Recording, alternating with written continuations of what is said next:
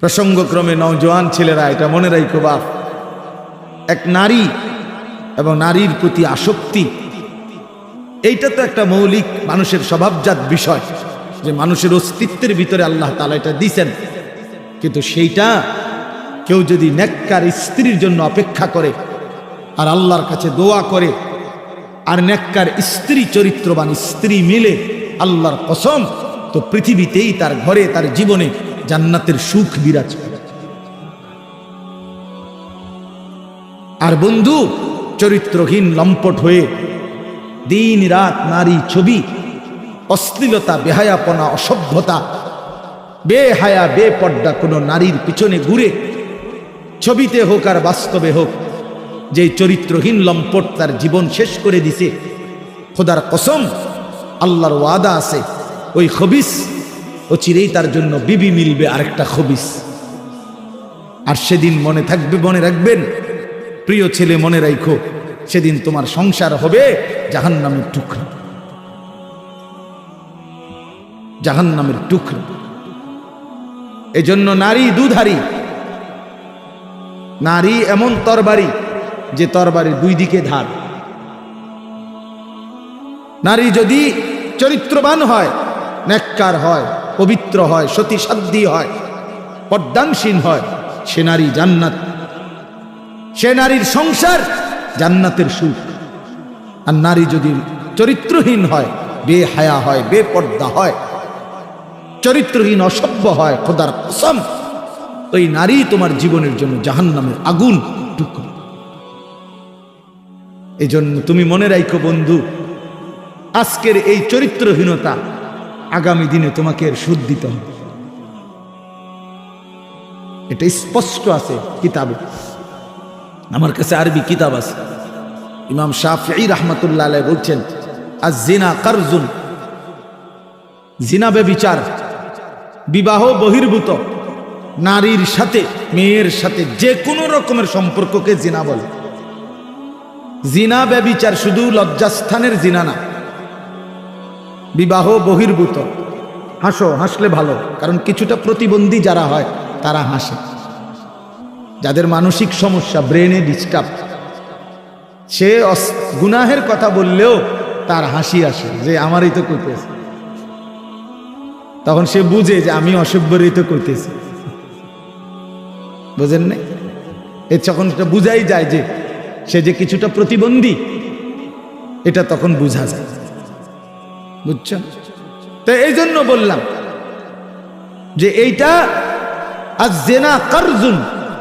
ইমাম শাফিঈ রাহমাতুল্লাহ আলাইহি বলছে, বিবাহ বহির্ভূত নারীর সাথে যে কোনো রকমের সম্পর্ক, যে কোনো রকমের কথা বলা, চোখে দেখা, ছুঁয়ে দেখা, তার সাথে চলা, তার সাথে দিনের পর দিন রাত সম্পর্ক রাখা, পার্কে, রেস্তোরাঁয়, বিনোদন কেন্দ্রে তাকে নিয়ে ঘুরতে যাওয়া ইত্যাদি, যেই কোনো রকমের, বলে না আমি দড়িও নাই, ছুঁইও নাই, শুধু কথা বলতাম, এটাও জেনা, এও বেবিচারী, এও খবিস। আর আল্লাহর ওয়াদা, ইমাম শাফিঈ বলছে এটা একটা করজ, জেনা একটি করজ, করজ ঋণ, তোমাকে সেই ঋণ শোধ দিতে হবে।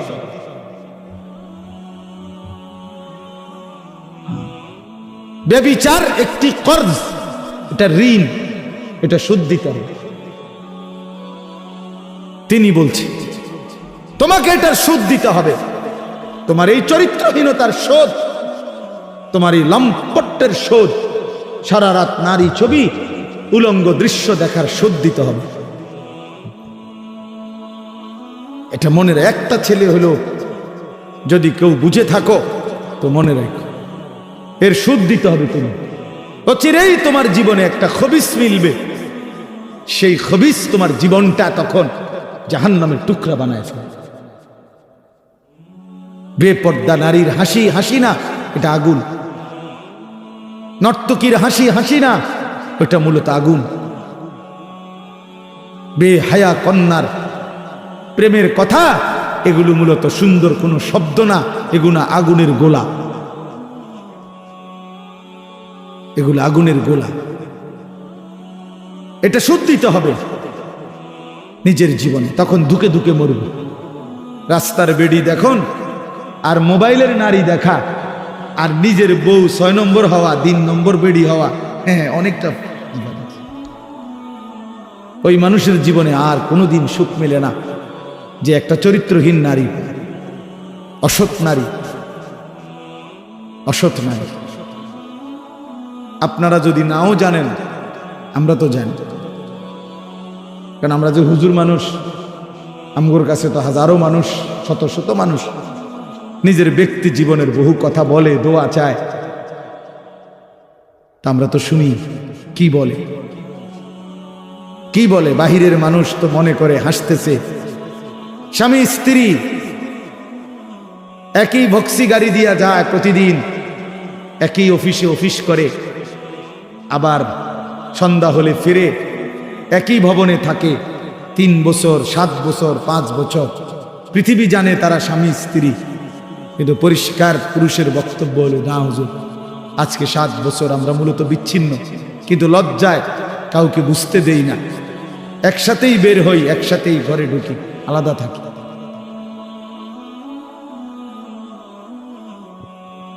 হ্যাঁ, স্বামী এক জায়গায়, স্ত্রী এক জায়গায়।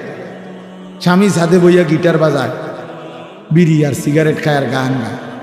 আমি তো দেখছি দিনের পর দিন বেচারা গান গায়, সারা রাত গিটার বাজায় আর একটা একটা করে সিগারেট খায় আর গান গায়। গানও মাশাআল্লাহ, গানও না, গানের জাতও না, না কিচ্ছু না, মানে এটা কোনো সুরও নাই, সুরের জাতও নাই, বে বে করে, বে বে। আহা, আল্লাহ মাফ করে দেন, আল্লাহ মাফ করে দেন। প্রিয় যুবক, চরিত্রহীন হয়েও না, তোমার জীবন দিয়ে এটার খেসারত দিতে হবে। তোমার অপকর্মের দায়ভার আল্লাহর কসম অন্য কেউ নিবে না। তোমার লাম্পট্য, তোমার অসভ্যতা, তোমার অসভ্যতার দায়ভার কেউ নিবে না, তোমাকেই শোধ দিতে হবে। বললাম না, এটা কর্জ, ঋণ, এটা সুদ, ঋণ শোধ করতে হয়, ঋণ শোধ দিতে হয়। হ্যাঁ, আল্লাহ আমাদেরকে মাফ করে দেন। আমি মনে করাই দিলাম, যদি কোনো ছেলে বোঝো তো ছেড়ে দাও, এক পবিত্র নারীর জন্য অপেক্ষা করো, এক হালাল স্ত্রীর জন্য অপেক্ষা করো। এই পৃথিবীতে এখনো আছে পবিত্র নারী, চরিত্রবান নারী আছে, যে আল্লাহর কাছে চায়, আনা ইনদা যন্নি আবদি বি। হাদিসে কুদসিতে আছে, আল্লাহ বলছে, বান্দা আমার ব্যাপারে যেমনটা ধারণা করে আমি আমার বান্দার সাথে তেমন আচরণই করি, আমি তেমন আচরণ করি। অতএব আমার বান্দা যদি দিল থেকে ইখলাসের সাথে নিজেকে পবিত্র রেখে, গুনাহ থেকে মুক্ত রেখে যদি অপেক্ষা করে যে আল্লাহ, আমি একজন সতীসাধ্যী নেককার চরিত্রবান নারী চাই, আল্লাহর কসম মিলেই যাবে, মিলেই যাবে, কোনো সন্দেহ নেই, কোনো সন্দেহ নেই। তুমি যদি বলো কই ভালো মানুষ তো দেখি না, না তোমার কাছে ভালো মানুষ প্রত্যেকদিন তোমার কাছে আইয়া ঘুরতে হইব বা জানাইয়া যাইতে হইব যে ভাই চিনচিন নিয়ে আমি যে ভালো মানুষ, আপনার লিস্ট লিখকে রাখেন, এটা কি কোনো নিয়ম হল কি? আপনার কাছে আইয়া সমস্ত ভালো মানুষ দেখা করে যাইতে হইব একবার আইয়া, এটা কে আইন করছে? এটা এটা কোন আইনের কথা? অনেক মানুষ দেখেন না, চা দোকানে বৈশা বিড়ি খাইতে খাইতে করতে ভালো মানুষ আসেনি অনেক না, করতে পার ভালো মানুষ তো একমাত্র আমনে চাচা, পৃথিবীর শেষ ভালো মানুষ তো আমনে। আমনে এই যে বিড়ি খাবেন না, আমনে বিড়ির গন্ধে কাছে যান জানা, আমনেই পৃথিবীর আখেরি ভালো মানুষ। কোনো কারণে যদি আমনে মারা যান তো পৃথিবী শেষ না, এরপরে আর করতে গাইব, উনি তো টোয়াইয়ে পায় না।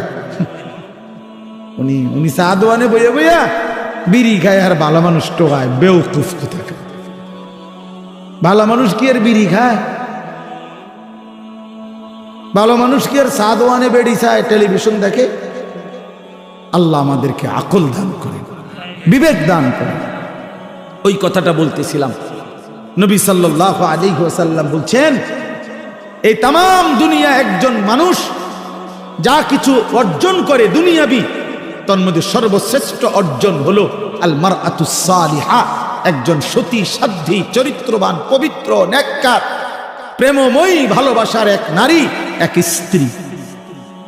এটা তার জীবনের সবচেয়ে বড় দুনিয়ার অর্জন। আর সেই পবিত্র নারী কেমন হয়, তার আখলাক কি, তার বৈশিষ্ট্য কি? তার বৈশিষ্ট্য কি? তার বৈশিষ্ট্য হলো সে প্রতিদিন 3-4 বার করে powder Dole, fair and lovely ডলে না। আল্লাহ নবী সাল্লাল্লাহু আলাইহি সাল্লাম বলছেন, এই পবিত্র নারী, সতী সাধ্বী নারী, চরিত্রবান নারীর একটা বৈশিষ্ট্য, অতুইনু আলা দীনে যাওজিহা, যে তার স্বামীকে দ্বীনের কাজে সাহায্য করে, সহযোগিতা করে, দ্বীনের কাজে স্বামীকে আগে বাড়ায় দেয়। আল্লাহর কসম, নবী বলছে, ওই নারী পবিত্র নারী, চরিত্রবান নারী, সতী সাধ্বী নারী, ওই নারী যেই পুরুষের কপালে জুটছে, সেই পুরুষ দুনিয়ার শ্রেষ্ঠ সম্পদ অর্জন করছে, শ্রেষ্ঠ সম্পদ অর্জন। রাসূলুল্লাহ সাল্লাল্লাহু আলাইহি সাল্লামের সাহাবীরা, নবীজির জামানায় সেই সাহাবীরা তাদের বিবিরাই তাদের স্বামীদেরকে আল্লাহর রাস্তায় জান দেওয়ার জন্য, যুদ্ধের জন্য সাজায়া দিতেন। স্ত্রীরাই বিদায় দিতেন স্বামীকে, যাও স্বামী, আল্লাহর জন্য জান দিও, হাসরের ময়দানে দেখা করো, পরকালে দেখা হবে, আর কোনোদিন লাগবে, ঠিক আছে, চলো, আল্লাহ হাফেজ, ফি আমানিল্লাহ। হ্যাঁ, আমরা কিতাবে পড়ছি, এক মুসলিম নারী, তিনি তার 4 সন্তানকে নিজে যুদ্ধের জন্য সাজায় দিছেন, এবং 4 সন্তানই যুদ্ধে আল্লাহর রাস্তায় শাহাদাত বরণ করছে। আমরা কিতাবে পড়ছি, নবীজির একজন মহিলা সাহাবী, ওনার 16 বছরের ছেলে কাফেররা বন্দী করে ওনার 16 বছরের ছেলেকে একটা একটা অঙ্গ, হাবিব ইবনে যায়েদ, ওনার শরীরের একটা একটা অঙ্গ কাইটা কাইটা আলাদা আলাদা করছে। এরপরে বুটি বুটি করে, পিস পিস করে, গোশতের টুকরার মতো কইরা, এরপরে আগুনে পুরাইয়া ছাই করে ফেলছে। মদিনায় যেদিন এই খবর আসছে ওনার আম্মার কাছে, তিনিও একজন মহিলা, নবীজির সাহাবী, উম্মে আম্মারা। এই মা উম্মে আম্মারা ওনার নাম। এই মহিলা, যার ছেলে নবীজির সাহাবী, ছেলেটাও সাহাবী, হাবিব ইবনে যায়েদ, তিনি শাহাদাত বরণ করছে, টুকরা টুকরা করছে। তো উম্মে আম্মারার কাছে যখন এই খবর আসছে যে মা, তোমার সন্তান আল্লাহর জন্য জীবন দিছে, কালেমার জন্য জীবন দিছে, নবী সাল্লাল্লাহু আলাইহি সাল্লামের ভালোবাসায় জীবন দিয়েছে, কাইটা টুকরা টুকরা করে, বুটি বুটি করে ফেলছে, কিন্তু তোমার সন্তান আল্লাহকে ছাড়ে নাই, রাসূলকে ছাড়ে নাই, কালেমাকে ছাড়ে নাই। খোদার কসম, তখন আমরা কিতাবে স্পষ্ট করছি, উর্দু কিতাবে, ওই মা চিৎকার করে বলছে, মদিনাবাসী, লিহাযাল ইয়াউমা আরদাতুহু, এমন একটি দিনের জন্যই আমি আমার সন্তানকে বুকের দুধ খাওয়াইছি। সন্তান আমার দুধের হক আদায় করছে, সন্তান আমার 2 বছরের দুধের হক আদায় করছে। আমার স্বপ্ন ছিল, আমার আশা ছিল, আমার পবিত্র সন্তান আল্লাহর জন্য জান দিবে, আর আমার সন্তান আল্লাহর জন্য জান দিছে। निकल जाए दम तेरे कदमों के नीचे, यही दिल की हसरत, यही दिल की आरजू है। এজন্য নওজোয়ান, আজ তোমরা ভুলে গেছো, আজ নারীর ফাঁদে জীবন দিয়ে দিছো, উলঙ্গ ছবির কাছে জীবন দিয়ে দিছো, মোবাইলের নর্তকীর কাছে জীবন দিয়ে দিছো, একটা সামান্য মেয়ের কাছে নিজের জীবন শেষ করে দিস। ছি ছি ছি, পুরুষ এত কাপুরুষ হয় না। একটা বেডির পিছনে কুত্তার মতো সারাদিন ঘুরে, পুরুষ এত বড় জানোয়ার হয় না। পুরুষ এত কাপুরুষ হওয়ার কথা না। যার পৌরুষ আছে, যে পুরুষ, সে এমন হওয়ার কথা না। কিন্তু আজকে আমাদের সন্তানদের আকসার এই মোবাইলে আসক্ত যত ছেলে পেলে, এর মূল কারণ নারীতে আসক্ত। এটার অপর পিঠে এটাই রেজাল্ট। আপনি খোঁজ নিলে ওয়াজ হনে 2টা 1টা দরকারি কোনো কাজ করে 10 মিনিট 5 মিনিট, আর যে সারা দিন রাত এটা টিফে কিতা করে, বেড়ি চায়, নারী দেখে, ছবি দেখে, নাচ দেখে, নাটক দেখে, সিনেমা দেখে, অস্থির ছবি দেখে, নারীকে নিয়েই ব্যস্ত থাকে। নাইলে আপনি বন্ধ করে দেন, এক সপ্তাহ নারী ছবি মোবাইলে না আসা বন্ধ হয়ে যাক, যে কোনোভাবে ফেসবুক কোন আর ইউটিউব কোন কিছুতেই নারীর ছবি আসে না। এক সপ্তাহের জন্য দেখবেন হাজার হাজার লাখ লাখ বড় মোবাইল, এগুলো দিয়ে মানুষে কটকুড়ি খাবে, কটকুড়ি সম্পাপড়ি খাবে, সম্পাপড়ি সাদা সাদা সম্পাপড়ি, এইটি কটকুড়ি, অথবা পেঁয়াজ বেচবে, বাঙ্গারি মাল বেচে যে। এই জন্য এটা দরকার। প্রিয় বন্ধু, প্রিয় বাবা, বোঝা উচিত একজন নারী অস্বীকার করার কোনো বিষয় না। পুরুষ যেমন আল্লাহর সৃষ্টি, নারীও আল্লাহর সৃষ্টি। নারীর প্রতি পুরুষের আসক্তি, পুরুষের প্রতি নারীর আসক্তি, এই আসক্তি, এই বন্ধন, এই প্রেম, এই ভালোবাসা, এই আন্তরিকতা, এই মহব্বত, এই হৃদয়ের টান, এটা যদি না থাকতো তো মানব প্রজন্ম আজকের এই পর্যন্ত আসতো না। মানুষের এই ক্রমধারা কি এখান পর্যন্ত এক স্বামী স্ত্রীর পবিত্র বন্ধন, একে অপরের প্রতি অকৃত্রিম ভালোবাসা, স্বামী স্ত্রীর একান্ত মিলন, তো এইটুকুর বরকতে মহান আল্লাহর ইচ্ছায় প্রজন্ম এভাবে আগাইছে। তাহলে এটা তো দূষণীয় না, হালাল যেটা সেটা তো দূষণীয় না। রাসূলুল্লাহ সাল্লাল্লাহু আলাইহি ওয়াসাল্লাম বলছেন, পবিত্র স্ত্রী তার মুখে যদি কেউ খাবারের লোকমা তুলে দেয়, হাত্তা লোকমাতা ফি ইমরাআতিহি, নবীজি বলছেন কেউ যদি তার হালাল স্ত্রীর মুখে এক লোকমা খাবার, একটা রুটি, সামান্য একটু খাবারও তুলে দেয়, আল্লাহ রাসূল সাল্লাল্লাহু আলাইহি ওয়াসাল্লাম বলছেন আল্লাহ তাআলা তাকে আল্লাহর রাস্তায় সাদাকা করার সওয়াব দান করেন। নবী সাল্লাল্লাহু আলাইহি ওয়াসাল্লাম বলছেন ওয়াফি বুদআ আহাদিকুম সাদাকা, পবিত্র স্বামী স্ত্রী যদি মিলিত হয় তো আল্লাহ তাআলা সেখানেও সাদাকার সওয়াব দান করে। সাহাবী জিজ্ঞেস করছে, ইয়া রাসূলুল্লাহ, মনের চাহিদা পূরণ করলেও সওয়াব হয়? আল্লাহর নবী বললেন, সেটা যদি ভিন্ন অনুমতি নাই এমন নারীর সাথে যদি পূরণ করে সেখানে কি গুনাহ হয়? তিনি বললেন, হ্যাঁ গুনাহ হয়। কয় তাহলে এখানেও নেকি? সেখানে গুনাহ হইলে এখানে নেকি হয়। এজন্য বন্ধু, আল্লাহ তাআলা প্রত্যেক নিষিদ্ধ বিষয়ের বিপরীতে বৈধ হালাল পন্থা আল্লাহ রাখছেন।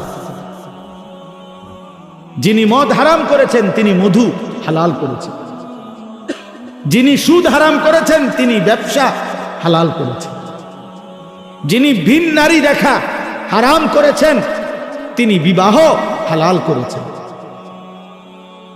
এমন কোনো বিষয় নাই বান্দার যেটা চাহিদা আছে অথচ সেই চাহিদা পূরণের বৈধ কোনো পন্থা আল্লাহ দেন নাই। খোদার কসম, এমন চাহিদা মানুষের মধ্যে নাই, এটা হতে পারে না। কারণ প্রতিটি চাহিদাও দিছেন আল্লাহ, সেই চাহিদা পূরণের হালাল পন্থা নির্ধারণ করে দিছেন, সেটাও আল্লাহ করছে। আজকে অনেক মা বোন হয়তো পর্দার আড়ালে আছেন, শুনতেছেন, আপনাদেরকে বলি,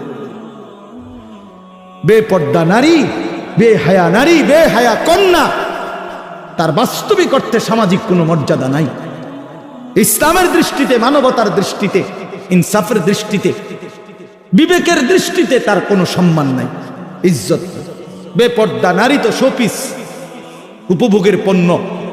বেপর্দা নারী তো প্রদর্শনের বস্তু, প্রদর্শনের বস্তু, যে নিজেকে প্রদর্শন করে বেড়ায়। আল্লাহ তাআলা আমাদেরকে মাফ করে দেন।